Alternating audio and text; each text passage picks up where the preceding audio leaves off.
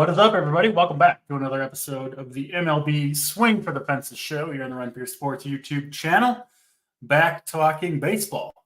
7-game slate tonight. A little bit of a shorter slate, but still plenty of options to choose from. And we'll break it all down for you guys, as we always do, game by game, talking hitters, pitchers, stacks, home run calls, all that good stuff. Joined today again, second day in a row, by Mr. Steve Boynton. How's it going, Steve? How are you doing on this Wednesday afternoon? Yeah, back-to-back days. It feels nice.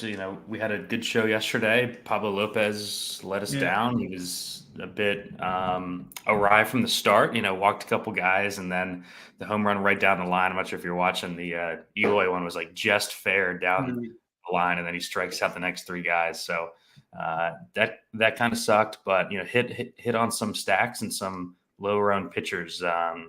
I liked a lot of Logan Gilbert, and he looked awesome again last night. It's just like you can play the Seattle arms on every slate, it feels like, because the rotation's so good. We have another one that's going to be low-owned tonight. So, excited to get into it. Yeah, those Seattle arms, definitely good ways to go. We've been on them for, I think, a lot of last season too, frankly. They got Mr. Brian Wu coming back shortly to the rotation, the guy I've got a lot of long-term faith in. So excited to see him pitch. Bryce Miller, of course, going tonight, one of my early season favorites. So, yeah, plenty of options. And, talking Pablo Lopez, it is funny. I think probably football's kind of the only other like super event-driven DFS sport where things can turn so much, based on what, the Eloy fly ball being fair or foul by a foot. And if it's foul, it does no damage. If it's fair, obviously you take a big hit, and it's the same skill would allow the same batted ball to the left or the right of the foul pole. Obviously, NFL touchdowns where you're an inch out of bounds or something on a long touchdown can be that way. But that's baseball. We were both on Max Fried yesterday. Kind of a gift, I thought, getting him at his ownership and price point. And you just Lopez and Fried kind of, it's like the yin and yang of fantasy baseball, where one looked like a stone lock, the other looked, shaky to start the season. But if you dig into the data, you can usually kind of get to the truth of the matter, or at least the majority of the time. Doesn't mean, of course, the outcomes are always going to go your way. But yeah, enough ranting. We got 7 games to talk about. So let's dive right into it. First game on the night is the Oakland A's, New York Yankees. This one in New York, and the Yankees pretty big favorites here, sitting around minus 230. They've got the right-hander Clark Schmidt on the mound. He'll go opposite Joe Boyle for the Oakland A's. Boyle has been a frequent target of mine with stacks. I love stacking against these wild pitchers. Boyle allowing almost 2 base runners per inning pitch so far this year. I think his whip is like 1.72, something crazy like that. And the Yankees are already one of the most patient teams in the league with all the high walk rates, especially near the top of that lineup. And then good hitting weather, too, in Yankee Stadium, 60 degrees, winds blowing out to right field. Really like the Yankees stack here. And I think Clark Schmidt looks like a pretty good option. I used him last time out against the Tampa Bay Rays. He was good in that one. And he's been pretty solid for the most part this year. I don't think he is some world-beating breakout type of pitcher, but against the A's at home, 8,900 on this slate, I think he's a pretty decent way to go. Where do you stand, Steve? Yankees and A's? Yeah, I like the Yanks a bit last night. They kind of pulled. We had talked about that one Rangers game early in the season where they scored 5 runs early and then did nothing. That's exactly what the Yankees did. They had 4 runs through, I think, 5 batters, and I think ended with 4 runs. I don't mind going back to them here. I actually like them more than I did last night for the same reasons that you said. We were on that show Friday when Boyle was going up against Cleveland. And, we talked about stacking Cleveland on that slate. They scored 10 runs. They were on all the winners that night. I'm right with you. I'm going to keep attacking this guy. I just don't think that he's a major league talent. Like, there's no one that's been successful in the history of the game who walks 7 guys per 9, There's too much damage in the league. If you have traffic on the bases, guys are going to hit 3-run bombs in this league, and in this stadium in particular, that tends to happen more often than not. Some guys have gotten off to slow starts, specifically Gleyber Torres. I was pretty high on him coming into the year. He's really struggled out of the gate, but it's a 1-game slate, and I really like the whole lineup here. Verdugo's really cheap in the outfield, 3,300. They got Austin Wells, the left-handed catcher, who's also struggled to start the year, but does have some pop at 3K. So I think this Yankees lineup is easy to stack up. Right now, they're not projecting for much ownership, which I love. I think the Yankees, I think you can argue that outside of Coors, they're the best spot on the slate. I'm debating playing a Yanks 5-man in my main lineup in that, they have the single entry series going on this week on DraftKings. So I'm debating a Yankees 5-man there for my main. It depends on what pitchers I end up being comfortable using tonight. And then on the arm side, I think Schmidt actually comes in really owned on the slate. Saber right now has got him as the highest owned arm on the slate at 42%. I kind of like some guys around him. I know we'll talk about Crochet. I think I would rather play Crochet over Schmidt if I'm just playing one lineup. I think Schmidt's a good play.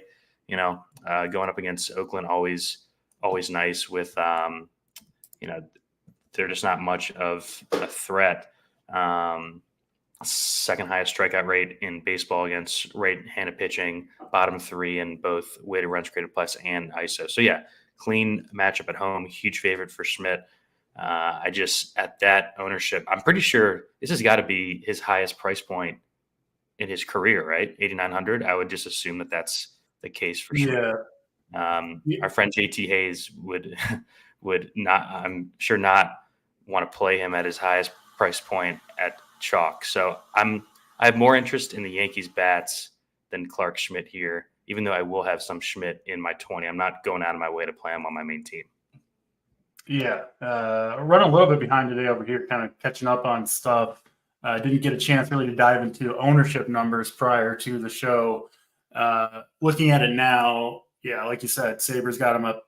Clark Schmidt at 42% ownership, highest owned pitcher on the slate, at least projected by Sabre. It makes me like Schmidt a lot less, honestly. I didn't really anticipate. I mean, it makes sense, right? They're giant favorites. The A's have pretty low team total. Schmidt, a solid enough pitcher. But he's certainly a pitcher where I'm not super comfortable eating massive chalk if it is going to turn out that way. So I'm kind of with you. I think Schmidt is a good play, but maybe not as the highest owned pitcher on the slate. I probably will end up trying to get away from that number, assuming it kind of holds steady as we get closer to lock. Obviously, a couple hours ago, ownership numbers do change sometimes. But yeah, Schmidt as the highest owned pitcher does make me a little bit uncomfortable, but 100% with you on the Yankees, man. I love stacking against these wild pitchers, get guys on the bases. That's where you really can kind of get the stacks going. It's not just even, the guys you play getting walked. You don't necessarily want that. It's turning the lineup over, right? Getting 5, right, maybe 6 plate appearances, more chances at the big score, driving runs in, all that good stuff. So, similar approaches, I think, for us on this game. In on the Yankees, like Clark Schmidt, just the ownership number might be a little bit uncomfortably high. Let's go to the next game on the night. It is the Miami Marlins and the Atlanta Braves. This one in Atlanta, nice night there, 70 degrees, some wind blowing out. We've got Reynaldo Lopez, who has been, I think, one of the bigger surprises so far on the young season, at least on the pitching side. Has had really strong outings, three starts in a row, 6 innings in each of them, exactly 6 innings, 7-6, 5 strikeouts, including his best outing of the year was last time against Houston. Obviously, not an easy matchup there. So Lopez has been really good. I'm curious to hear your thoughts on him. I'm kind of having a hard time buying into this version of Reynaldo Lopez. In my opinion, he's kind of pitching a little bit above his head. The stuff doesn't look that great. And he's obviously got a long history of being a guy who's pretty much, struggles to stay in the rotation, right? Like, he just hasn't been good really ever. Obviously has some talent in the arm, pitching well now. matchup against the Marlins is good. And the market seems to be buying into Lopez to some degree. Braves are massive favorites here, sitting around minus 250. Marlins team total sitting, below 3.5. So I do think we'll get some ownership on Lopez. Sabres got him around 16%. And then going to be mostly a bullpen game for the Marlins. Sixto Sanchez, a prospect of some note, will get the start here. But he hasn't pitched more than He pitched 2 innings back on March 30th, but has been a 1-inning guy in each of his last 4 or 5 outings. So I would expect 2 or 3 innings maybe out of Sixto, I think is probably fair. You gotta like the Braves here. I think they're a good way to go as usual. I think Sixto's got some talent, but not going to scare me off of the Braves. Where do you stand, Steve, on the Braves and the Marlins? Yeah, so what I think they're going to do is Sixto for 1 or 2 innings, and then going to this guy that they called up, Kyle Tyler. He's like a career minor league journeyman. He's like 27 or 28. Had a 5.6 ERA at Double-A last season. He's got 16 career innings pitched in the big leagues. Those are back in 21, 22. They're just kind of calling him up because, frankly, the Marlins are out of arms. Like their entire rotation's hurt right now. They're just kind of out of guys that they can turn to. Braves have not exploded for a monster game in a while. We actually talked about this on the show yesterday. It seems like they're scoring 5 runs a slate without any home runs, without any huge games. They still sit at first in weighted runs created plus, second in ISO against righties on the season. There's cheap bats in the lineup to help with the full stack with Kelnick, Guillorme, Tromp. I put in the playbook, is it finally Braves night? A lot of ownership's going to go to Coors, as it, should. But man, like the Braves are facing Sixto Sanchez and then a career minor leaguer at home when they're going to be like under 15% on a smaller slate. So I think the Braves are really in play. I like a couple of the cheap pitchers. I read your article. I'm going to try to get you on a couple of cheap pitchers so you can play some Braves with me. I think if you can get on the cheaper pitchers, getting these expensive Braves at low ownership against a guy who frankly doesn't belong in the major leagues, I think is something of at least some interest. It's a smaller slate, and the Braves are just so due to smash and have a big game, and I think it could be here. As far as Lopez, he was a guy that, man, I tried to make him work so many times when he was a starter for the White Sox. The talent's clearly there. Well, the arm talent is. He throws hard. He was actually good out of the bullpen, in shorter spurts. I'm with you that he's pitching over his head. It's a good matchup. They're a home favorite. He didn't make my pool tonight. I want to have some Schmidt. I want to have a ton of Crochet, and I want to be over the field on Bryce Miller too.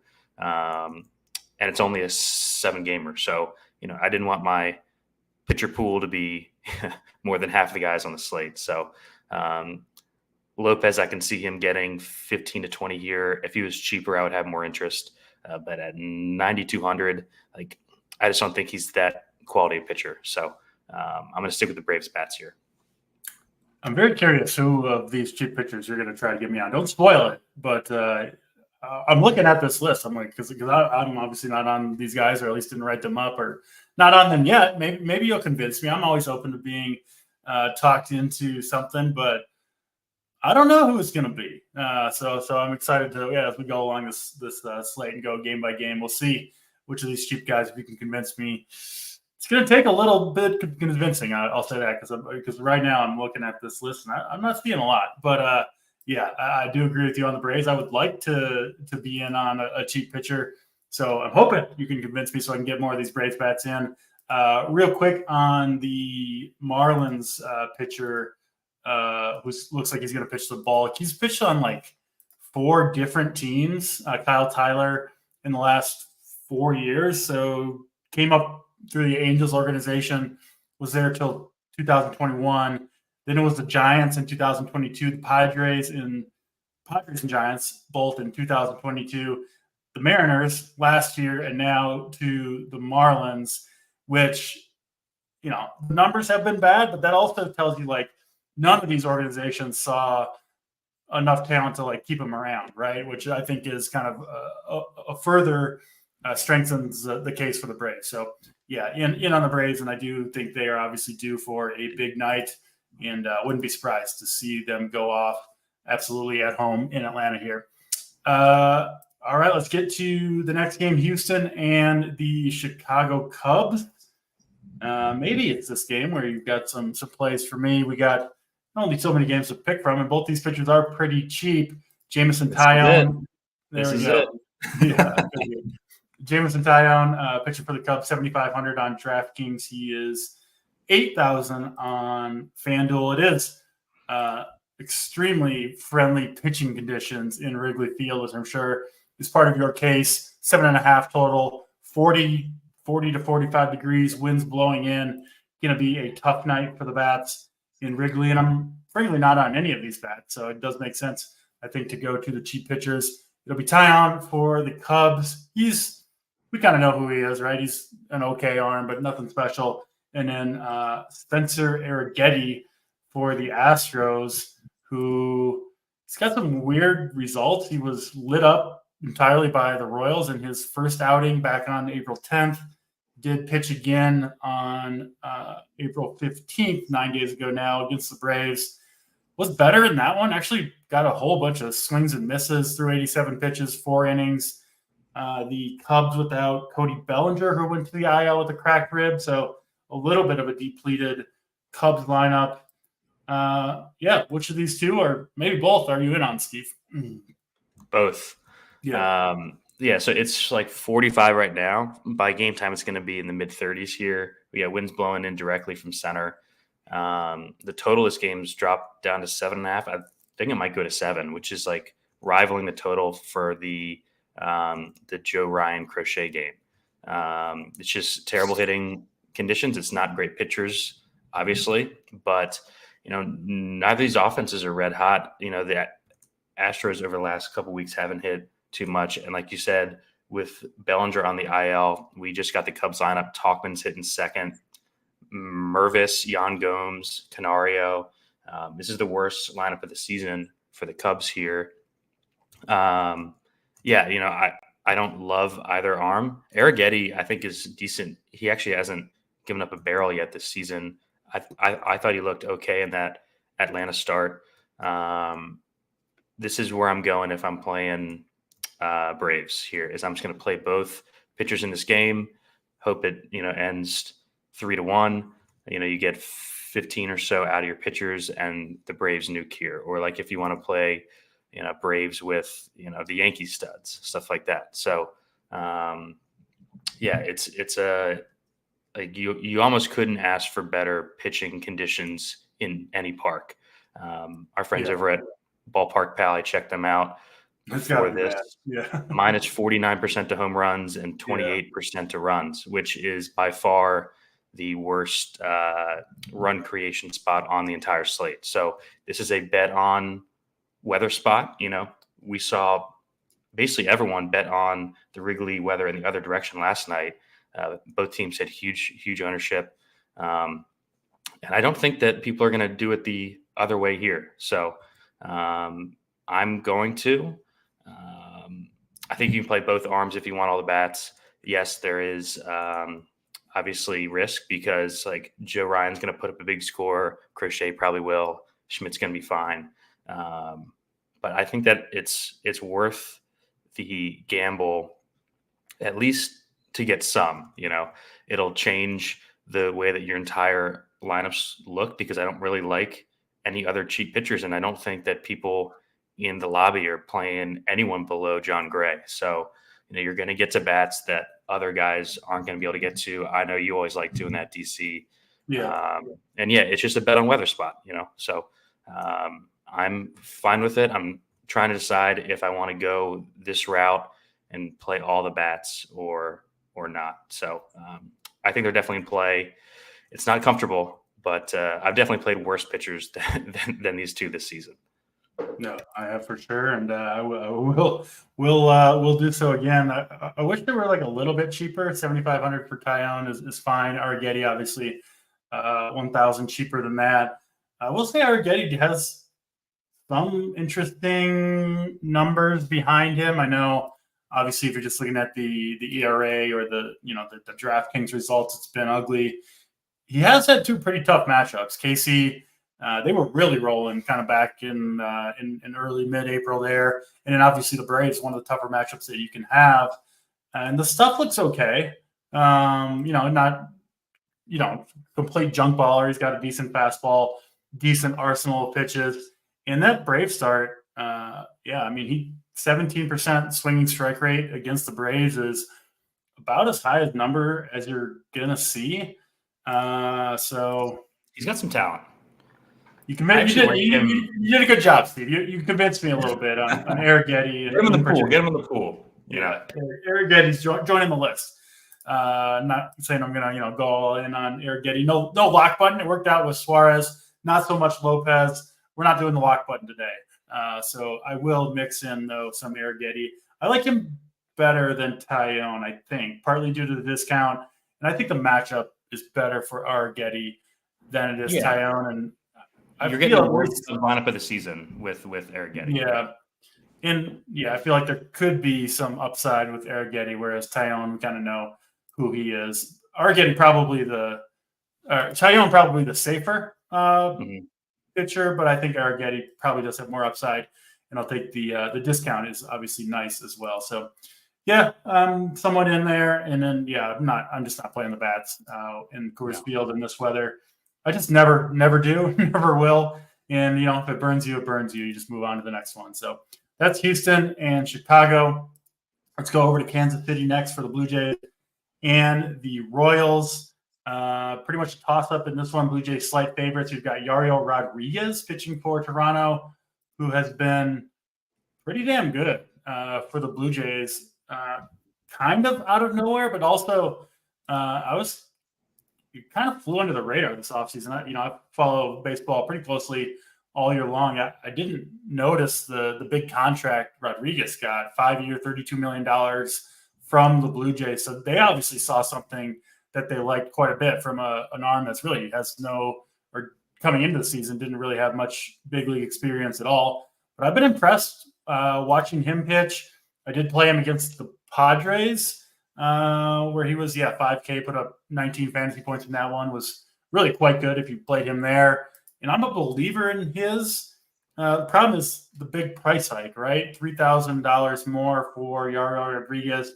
They're already talking about shifting him to the bullpen, which, obviously that's not happening here, but it does make me think that the 83 pitches that he threw in his last start is probably about as far as they're going to let him go. Again, just speculating there. And I don't love the matchup, of course, against the Royals, not a team I'm trying to pick on. I think Yariel Rodriguez, another one of those pitchers that didn't quite make the cut for me. I would rather use him certainly than I would Alec Marsh, who I'm not a believer in. I do like the Blue Jays as kind of a sneaky stack here. But what about you, Steve? Blue Jays and Royals, what do you got for us? Yeah, I wish they would just kind of let this guy fly. He looked great. I know we both used him in that last start at 5K. But they've talked about the bullpen stuff and just limiting his innings overall. So I think that they're just going to have him go out there and throw 4 innings, which I'm not really going to pay 8K for. Yeah. I feel like we probably got the exact like max what you're going to get in the last outing, as far as strikeouts, pitches, stuff like that. So I'm off of him here. I do like the Toronto bats a bit. I haven't played much of them, but man, I'm with you. I just don't believe that Marsh is any good. He wasn't good last year. It's actually interesting. He's pitched well against the Orioles twice and not well in any other spot. It's not the best park. They're not my favorite stack. What is funny, though, is they are projecting for more than double the ownership of the Yankees, at least right now. So I prefer Yankees over Blue Jays, but the Blue Jays bats will be in my pool here. We've got some cheap bats in the back half of the lineup. Vogelbach starting, Clement's under 3K. I don't know anything about Addison Barger. He's flat 2K minimum at third and short. I think that's probably why this team is getting some ownership, because they're so cheap and everyone wants to play Joe Ryan. So I'm expecting probably Padres with the cheaper Toronto guys, with Joe Ryan to probably be like the route that people go in single entry. Yeah, I mean, these guys are just so cheap against a pitcher that we both think is bad. So it lines up. Yeah, Barger, Fangraphs have him as the 4th ranked Blue Jays prospect on their team, and was playing a pretty good stick in AAA, 162 WRC plus down there, 3 home runs. Yeah, driving the ball. So he's a prospect of some note. I think probably a pretty decent bat. We do see, seems like most of the prospects that come up struggle initially swinging the bat. But yeah, I mean, at that price point, certainly don't hate playing in Addison Barger in the Blue Jays stack.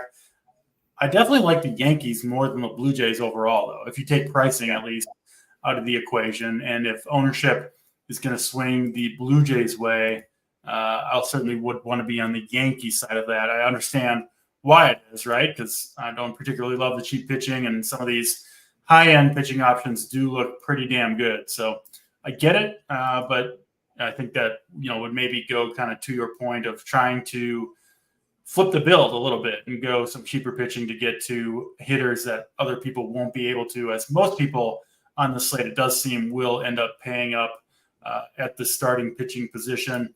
Yeah. Anything more to add here on Toronto and KC, Steve? No, I just want to reiterate, man, I just wish that they would let this Toronto guy. He looked so good last time. I don't know if they're doing. I mean, they might. It's like we don't know that for sure, but that's true.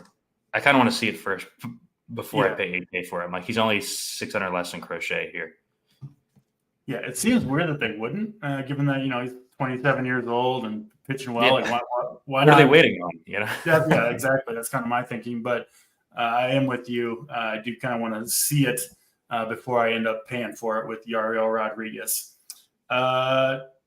3 more games to talk about before we get there. Reminder, hit the like button if you haven't done so already. We're here each and every day breaking down baseball. Got the good vibes going in the chat. We do appreciate you guys watching. Just ask that you hit the like button if you're enjoying the show. Hopefully you are. And, of course, if you do want to join us over at Run Peer Sports, promo code DC15 for 15% off your first weekly or monthly payment. All right, let's get to the next game on the slate. Chicago White Sox, Minnesota Twins. Joe Ryan, Garrett Crochet, 2 arms that I'm very, very high on this year. Overall, they'll pitch in pretty good conditions in Target Field. Should be around 55, 60 degrees. Ryan coming off his worst start of the year against the Tigers. It wasn't terrible. Gave up 4 earned runs, over 5 1/3, still struck out 6. His stuff has been up this year. He's kind of added a new pitch, using a splitter more often. The slider is different. Fastball velocity is up. I'm a big believer in Joe Ryan right now. And, of course, I know didn't work out with Pablo Lopez last night. I suspect Joe Ryan's going to kind of right the ship and get it going again against these White Sox who, you say the lineup sucks, but it's just they don't have any good hitters to put in the lineup, right? So it's just always going to be bad. Doesn't really matter who they roll out there. I'm in on Joe Ryan. He's expensive, 10.4K on DraftKings, all the way up to 10.6 on FanDuel, but I think you'll prove worth it tonight. So in on Ryan, and then Crochet. He looked amazing in those first couple starts against Detroit and Atlanta. Had a rough one against Philadelphia. I did watch that start. It wasn't as bad as the numbers would indicate. Gave up 2 3-run home runs, 2 2-strike, 2-out 3-run home runs to Alec Boehm. And I would expect him to bounce back here. I'm still a believer in Crochet despite the struggles over the last couple of starts. This Twins lineup, the Twins still doing their big platoon thing, but most of their good hitters swing from the left side, right? I think their three best hitters right now are Kirilloff, Julian, and Wallner. Is it Wallner or Larnach, yeah. Larnach and Wallner. I get those two mixed up, but Larnach. But Kepler's been hot too, and he's not in there. Yeah, none of those three guys in the lineup. I got Buxton, Margot, and the 2-3 hole. Those guys have done nothing all year long. And Miranda's didn't clean up. Yeah, this is a bad lineup. Pretty good pitching conditions rather. And I think Crochet is going to bounce back. I don't mind playing both pitchers in this game. Joe Ryan, Crochet. I see a pitcher's duel here. I see you nodding your head. Sounds like you're in on these guys as well. Yeah, if you're spending up, this is the duo that I'm going with. I'm going to play a ton of Crochet. He's going to be my highest owned pitcher on the slate. I'm playing him over the Yankees arm here, Schmidt. No bats for me here. That White Sox lineup, man, like they had the 1 3-run bomb. They did nothing else the rest of the game. They basically only had guys on base because Lopez was wild. Don't really have that concern here with Joe Ryan. He's got a 3% walk rate on the season. He's, comparable arm, I said, to Lopez, 2.38 Sierra, 2.5 xFIP, 32% strikeout rate. I think he's a better, I put in the playbook like a better theoretical play than Lopez last night because he's going to be less owned than Lopez was last night because he's more expensive and because Lopez just failed. I think you could make a good case that Ryan is the better pitcher at this very moment. Ryan's looked really, really good. Yeah. Lopez was 73% owned in that 2-2-2 last night, which is just crazy. I think Ryan's going to come in under 50 here. I think Schmidt and Ryan will be close. I think Crochet is the best play on the entire slate. Like you said, back-to-back poor outings on paper, but the stuff is just so good.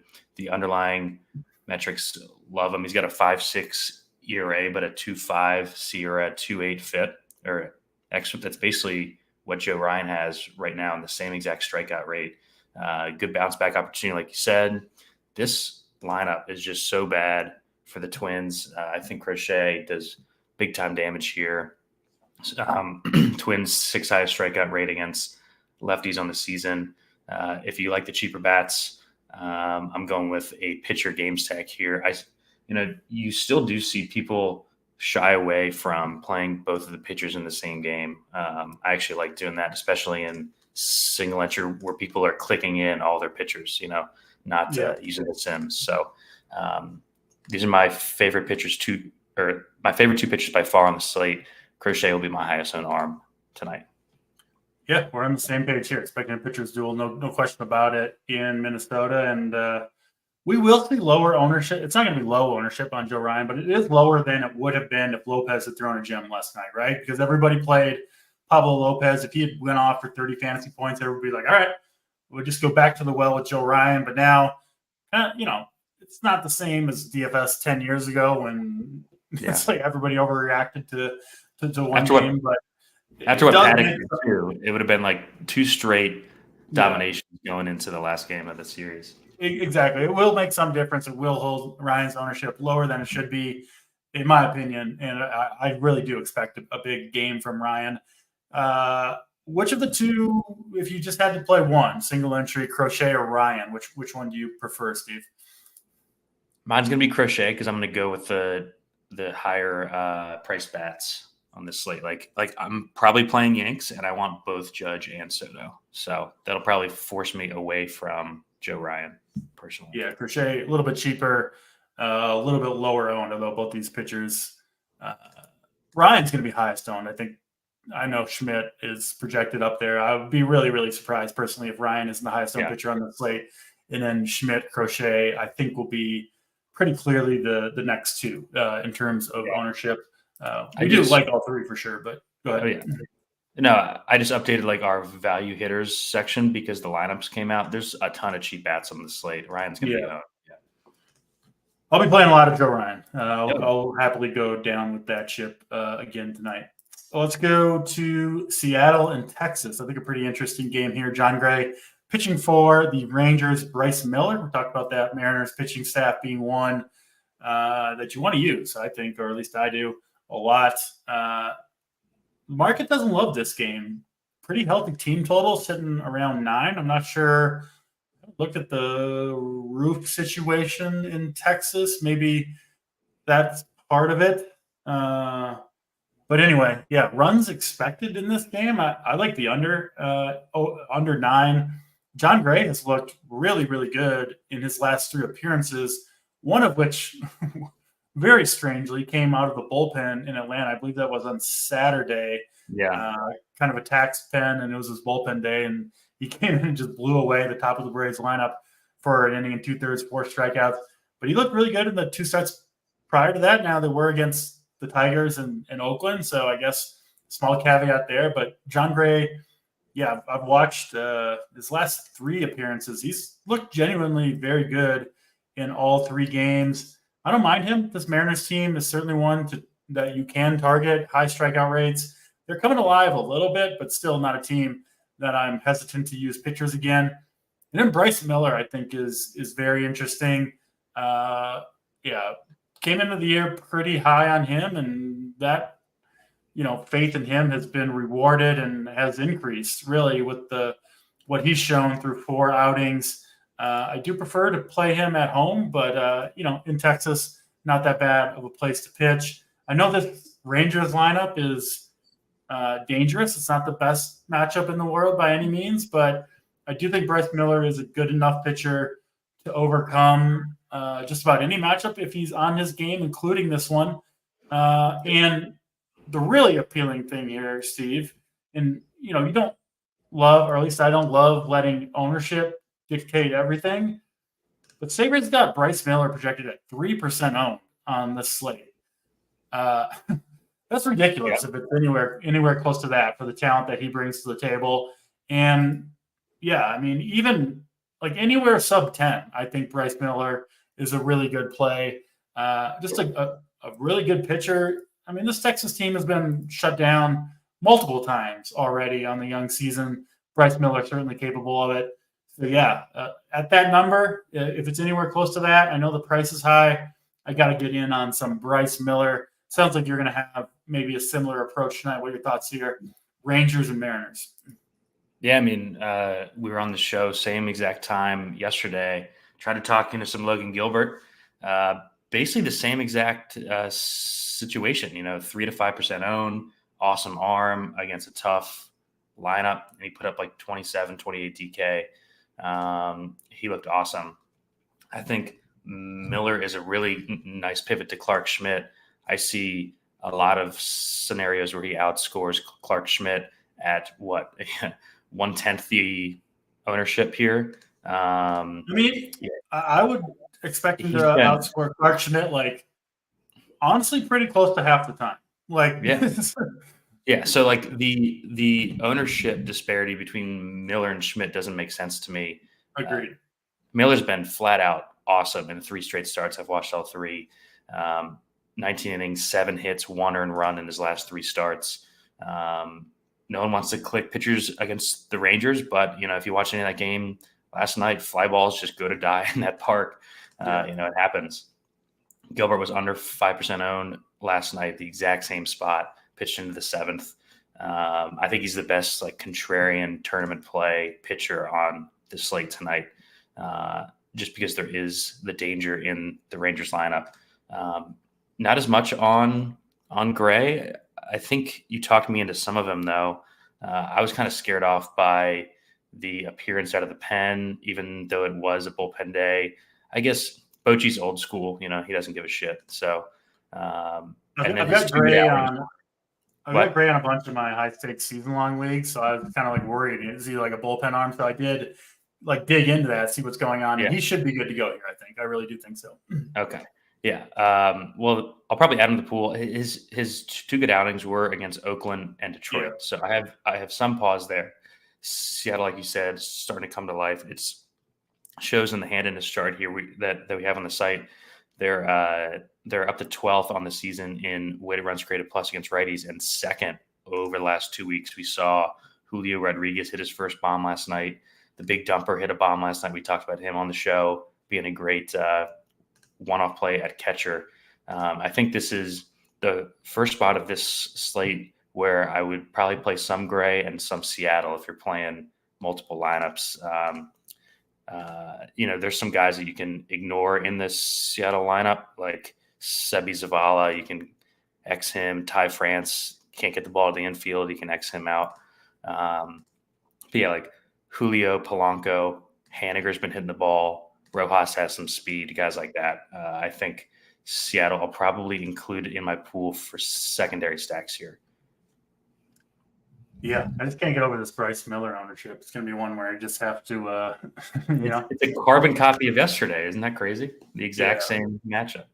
Yeah. What did Gilbert come in on? I didn't end up playing him, but he was in the like the 2.22 is like 3.7% and put up 28, something like that. That works. Yeah. Good way to the top there. And it's just that price point for Miller is going to really keep people off. Yeah, 10-2 on FanDuel. Nobody's going to play it. Yeah, nobody's going to play him. He's the same price as the Braves starter, Ronaldo Lopez. It seems a little silly. I'm with you. I'm in on some Bryce Miller. Might end up coring Bryce Miller tonight. We'll see. Haven't put those in yet, but at that ownership, if it doesn't move, might have to bite the bullet. That's Seattle and Texas. We got just one more game to go on this shorter slate. Then we'll do the fun stuff: favorite stacks, contrarian stacks, favorite pitchers, of course, home run calls and plays of the day. Hit the like button. And with that, let's get to this final game of the night. We go back to Coors Field. I'm kind of ready to get a Coors Field off the slate for a week or two, get a break. But not tonight. We got to make decisions on the Rockies and the Padres. Actually, I believe the Rockies go to Mexico City, I think, this weekend for a 2-game series, which is like Coors Field on steroids, but maybe the good version, and actually runs will be scored. But anyway, normal Coors Field tonight. Ty Block, lefty soft tosser for the Rockies, goes up against the Matt Waldron, the sometimes knuckleballer for the San Diego Padres. Not a scientist, Steve, so I'll be honest, I don't really know how the thin air in Coors Field affects a knuckleball. I imagine it does not have a good effect. We were on the Blue Jays, or at least I was, last time out against Waldron. He got hit pretty hard, 7 hits, 5 earned runs over 4 2/3 innings. I said it last time he pitched. I'm just not a believer in Waldron in this style of pitching. I made the point last time out. There hasn't been any pitcher like that I can ever remember that has used a knuckleball, like 30 or 40% of the time, whatever Waldron does, and then pitches normally. And anytime someone's trying to do something that hasn't been done, I would kind of like to bet against that in general, right? So I think Waldron, he's got to prove it to me, and so far he really hasn't. The Rockies suck. There's no question about that, but I do like them in this particular matchup. Obviously, Coors Field, 75 degrees, beautiful day here in Denver. And I'll go down with Coors Field one more time because I like the Padres side of this as well. No interest whatsoever in either pitcher. What about you, Steve? Rockies, Padres, Coors Field. I'm double checking to make sure there's no Coors tomorrow. There is Coors tomorrow. It's an afternoon game. The worst pitchers of the series are going today. Just kind of feels like in inevitability that Coors is going to crush one of these slates. We have Ty Block. Or maybe tomorrow if it's not like on a main slate. I know it's a shorter slate tomorrow. Yeah. There'll be like shit contest for an afternoon slate tomorrow, and it'll score 17 runs. I might have to go to that game tomorrow. It seems like a good home run game. Sit in left field, maybe catch a home run ball. Yeah, it's 2:10 Central Time tomorrow. We got Vasquez and Daniel Hudson. So that might be it. That might be tasty. But for tonight, we've got Ty Block and his career 13% strikeout rate against a team that's really smashed lefties in the Padres here. And like you said, with Waldron I put in the playbook. I have no idea how a knuckleball is going to go in Coors, but it just seems like a spot where it comes through. It's going to be owned. I think the Padres lineup is the only one we don't have confirmed yet on the entire slate. But we basically know what they play against lefties. They do have some cheap bats in the back half.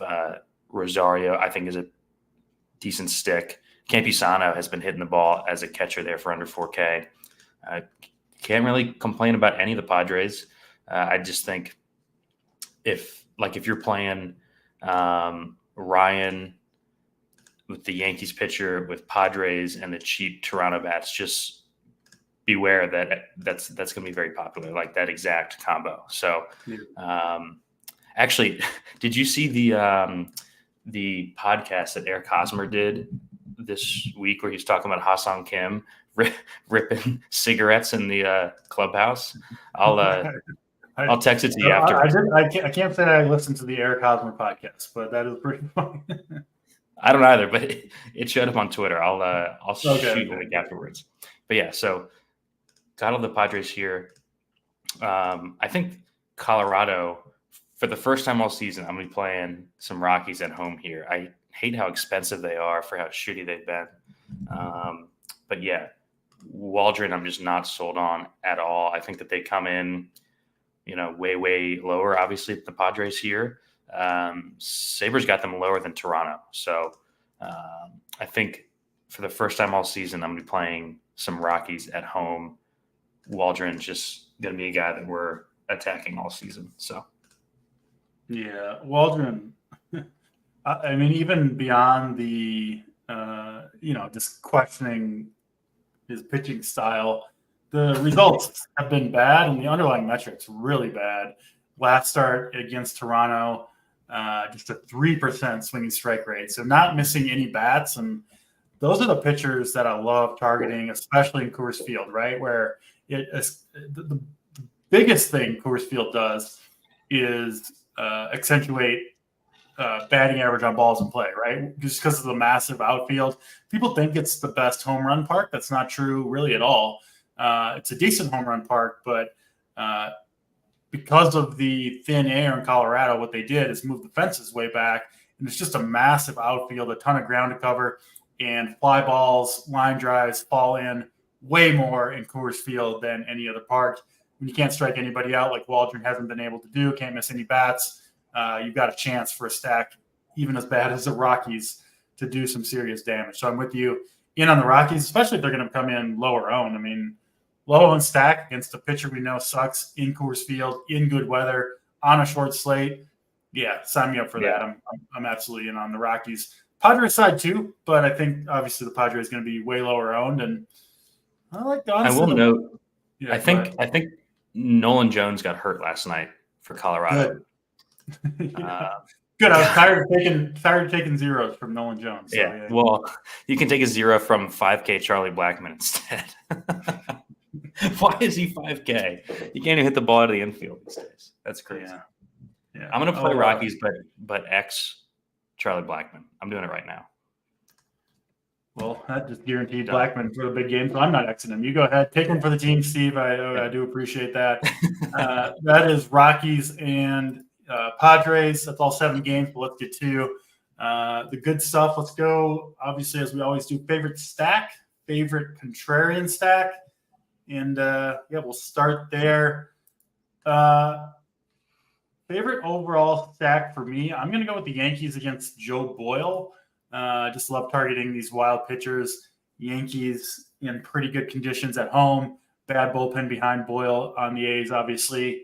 And, I think the Yankees are due for a big breakout game. Contrarian stack, I will go with the Rockies against Matt Waldron for all the reasons we just talked about. Don't need to repeat myself on all that stuff. But, Yankees and Rockies for me. What about you, Steve? Favorite stack, favorite contrarian stack? Well, this might be the first time that you haven't taken the Braves before me, so I'll go with the Braves here. Talk about why earlier with the. There's a reason I go first. I got to jump on that Braves. I know, right? Yeah. So this, I might not get another opportunity, so I'll take the Braves here. Talked about earlier with the career minor league arm for the Marlins going tonight. It just feels like the Braves have been really close to like a big breakout performance. No one's going to play him at these price tags because everyone wants to spend up a pitcher. If you have the fortitude to play the cheap shit pitchers and Braves stacks, I'm going to be doing a lot of that tonight. And then my contrarian stack is going to be your favorite one, the Yankees. I'm seeing everyone under 10%. We talked about it at the jump of the show. I think the Yankees are in the best spot today outside of Coors here. Haven't five-man them all season, I don't think, but I am going to do that tonight. It's nice when your favorite stack can also qualify as a contrarian stack, which is true for the Yankees. So we just got the Padres lineup, by the way. Bogarts, Tatis, Cronenworth, Profar, Kim, Merrill, Rosario. No, Higashioka is catching, so we get a cheap free catcher for the Padres. He's not too bad of a hitter in general either. So, I think he's certainly usable. Let's do most important pitcher. Obviously, we try to define this as kind of the guy we'll be most over the field on. And if you're using a 3% owned pitcher at all, you're going to probably be quite a bit over the field. So, I will have a lot of Joe Ryan, Crochet, but I will be way over the field on the low-owned Bryce Miller against Texas. Yes, a scary matchup. Yes, he's pricey, but in my opinion, being way overlooked on this slate. So Bryce Miller, probably going to be my most important pitcher tonight. What about you, Steve? What do you got for us? That was my most important pitcher last night, so hopefully it goes as well as it did last night with the Seattle arm. I'll go with Crochet. He's going to be owned, but I'm just going to be so far over the field on Crochet. He's going to be my highest owned pitcher tonight. I've got the White Sox hat on for Crochet, not for the bats, just to be clear.